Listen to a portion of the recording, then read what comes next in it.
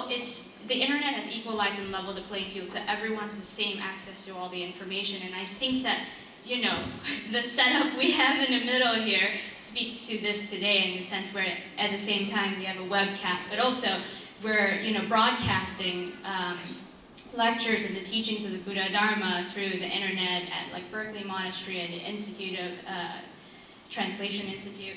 And I think this is, for me, this is one of the biggest changes I've observed in terms of moving from where we were in the 90s into the millennial generation.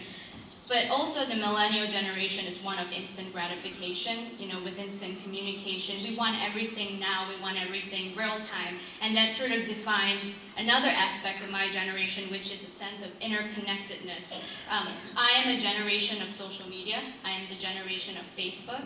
I am the generation that wants everything now in 140 characters or less. Unfortunately, a lot of the way we absorb our information today is very virtual, so oftentimes a lot of things get lost in translation. I think as a generation of Facebook, we're forced to sort of convey ourselves like an open book. We're encouraged to tell everyone our stories, not only for our friends, we've never been so open, but also to the public. We're forced to create an image that may or may not be really true to ourselves. So I think that with sort of my millennial generation, we are even more connected to society and yet somewhat disconnected to society as well, because everything is virtual. Being a generation of Facebook and social networking, I'm very connected with my friends, I'm very connected with my society, but I think oftentimes a lot of us, through needing to create an image because it is open and public forum, we're disconnected with ourselves. And so I think as a maturing young adult, that's sort of the struggle that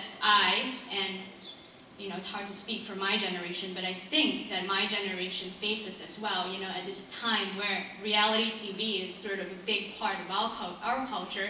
It's very hard to tell what's real and unreal. So that's sort of part of my exploration, and also I'm very grateful to being able to tie it all back to sort of the core values that I developed with DRBA, CTTB, and through the Master of Hua's teaching. And grateful that I have the opportunity to come back here, because this is home to me, being able to disconnect myself from all the social media, because there are 10 different ways my friend can get a hold of me, and if I don't respond in 30 minutes, I'm being very rude. So it's great, and everyone knows that, when I'm back in California, I'm not going to respond to you, until like 24 hours later, which back in the day, if you wrote a letter, I was given at least a week. So I'm grateful that I'm able to come back here and ask the same questions to all the teachers and the good knowing advisors here, and I'm very grateful that they're helping me with trying to understand and stay true to myself. So if I think of sort of the bigger picture,